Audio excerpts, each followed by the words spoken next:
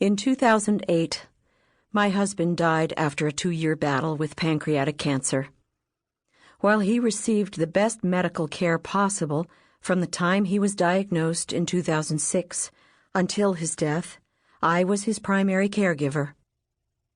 In spring 2009, I participated in an event sponsored by my local Jewish Community Center, JCC, called the Week of the Caregiver.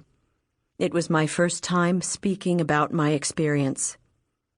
In putting together my talk, I had to force myself to examine the struggles I had faced over the previous couple of years. First, I had to convince myself that my voice and perspective were valuable.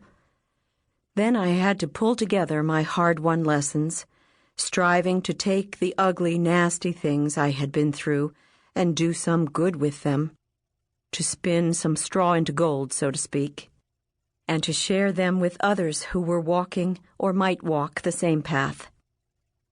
I was reassured to see that what I had to say struck a chord.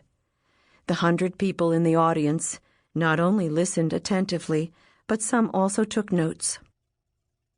After the talk, I shook hands with and listened as people shared their own experiences. Their grief and the guilt they felt for mistakes they perceived they had made echoed some of my own feelings. I asked myself, where is the help for folks like us who tirelessly give to our dying loved one? Why wasn't the medical community concerned about the people who struggle to carry the medical burden while also meeting normal everyday demands? I wanted to hug them all and wipe away their self-doubts and replace it with self-forgiveness. I wished for a magic wand to create a support network at every oncology clinic for the caregiver whom the medical community assumes can and will manage complicated medical care while grappling with their own complicated and sometimes overwhelming emotions. Though I did achieve my initial goal, I walked away feeling like there was so much more that needed to be done. Over the next 2 years, I had other opportunities to talk about the impact cancer has had on my life and on my family. Each time I spoke to a group or met with a cancer-related medical professional, I brought the caregiver's role and needs to their attention.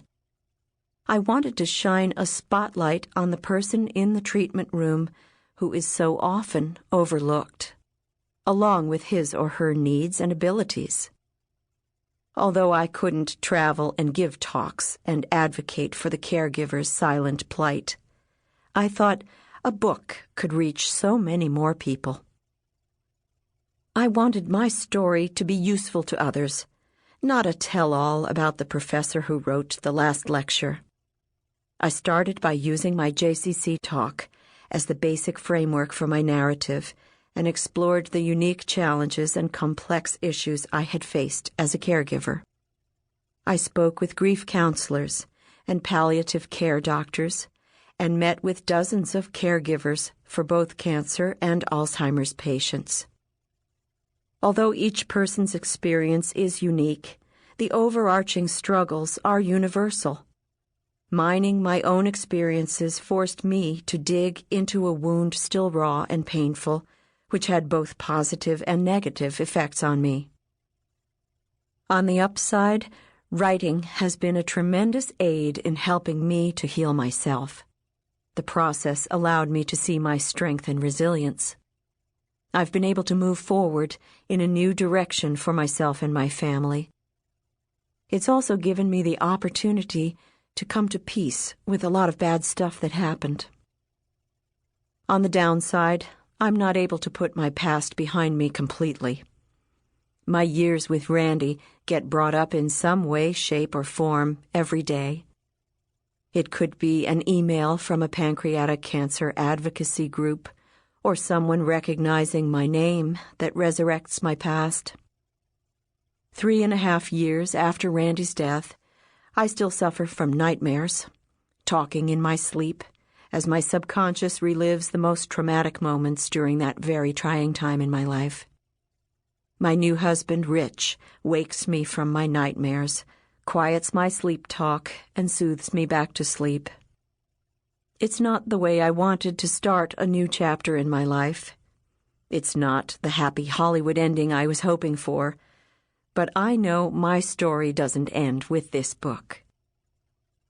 Ultimately, my dream is that my story will legitimize what caregivers undergo willingly and bravely as they care for a person they love.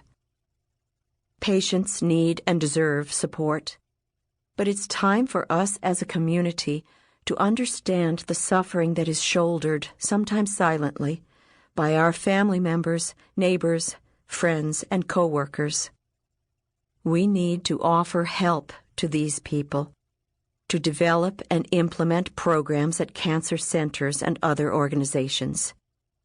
We need to empathize with that person taking on the duty of overseeing the patient's care and well-being. Finally, we need to care for the caregiver.